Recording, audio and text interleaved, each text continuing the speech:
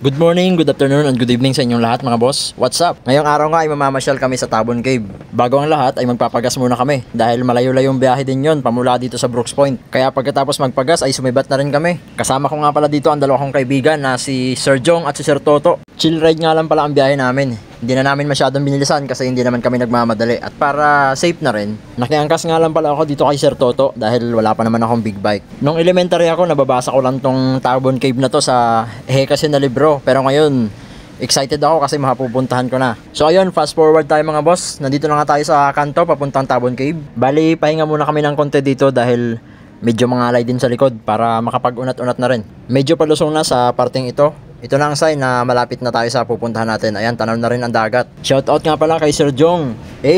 Napakaangas. Shoutout muna tayo. Shoutout nga pala kay Sir Andrew, kay Tol Omar at sa pinsan kong ito.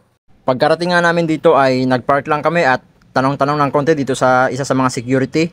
At dumiretso na rin kami doon sa entrance kung saan pwede mag-register. Dito pala sa loob ay pwede nyong iwan yung mga gamit nyo kagaya ng helmet at bag. Naglakad na nga kami papunta doon sa Tawa-Tawa Boardwalk. Ito nga pala ang pinakamahabang boardwalk sa Palawan. Then sa dulo ng boardwalk na ito ay nag-iintay yung mga magiging kasama namin sa pag-akyat na naka-schedule sa 11 AM. Malayo-layo din nga talaga itong nilalakad namin ito kaya naman sinuot ko na itong aking outdoor hat at baka ako'y mangitim. Kita mo yung mga nyug dun sa Sidanao. Sidanao Island, ang ganda ng puro nidog na kinaw. Totoong maganda nga talaga dyan sa Sidanao Island. Malinis at pinong buhangin, sariwang hangin at payapang karagatan. Ilan lang yan sa mga na-enjoy ko nung pumunta kami dyan sa Sidanao Island. Anyway, balik tayo dito sa Tabon Cave. Nakikita nyo ba ang dulo nitong boardwalk? O di ba ang layo pa? Kaya enjoy lang natin at maya-maya hindi natin mamalayan na ando na tayo sa dulo. Pagdating namin dito sa dulo ay nandito na rin yung mga magiging kasama namin at bago ang lahat ay maglalagin muna tayo. Pagkatapos ng ilang minuto ay nagsimula na rin mag-discuss yung aming tour guide. Marami-rami rin nga pala itong mga naging kasama namin sa pag-akyat. At pagkatapos ng kaunting orientation, discussion at paalala, ay umakyat na rin kami. Ito ang pangalawang stairway na inakyat namin. Dito ay nagbahagi ulit ng ilang kaalaman ang aming tour guide tungkol sa kung ano ang kuwebang ito at ang kasaysayan nito. Madilim at malawak ang isang kuwebang ito. Mabuti na lang at nakapagdala ako ng 3 flashlights. Siyempre, apili tayo ng mga flashlights sa TikTok. Kaya meron tayo niyan. Kung gusto nyo bisitahin ang aking TikTok shop, ang pangalan ay Boss Sanky. Nagpo-promote ako doon ng iba't ibang mga flashlights and other sports and outdoor products. May makikita kayong mga yellow basket sa bawat video kung saan nakalink yung mga product na pinopromote ko. I-click nyo lang yon para kayo ay makapag-order.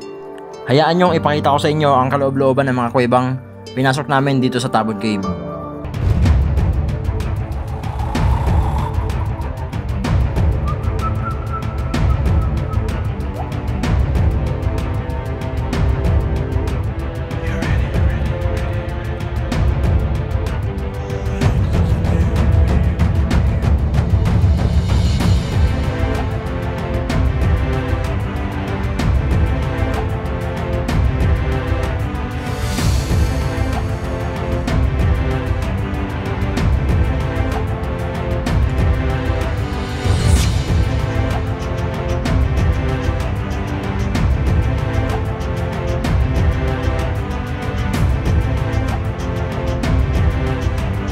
Ito na yung huling hagdan na inakyat namin.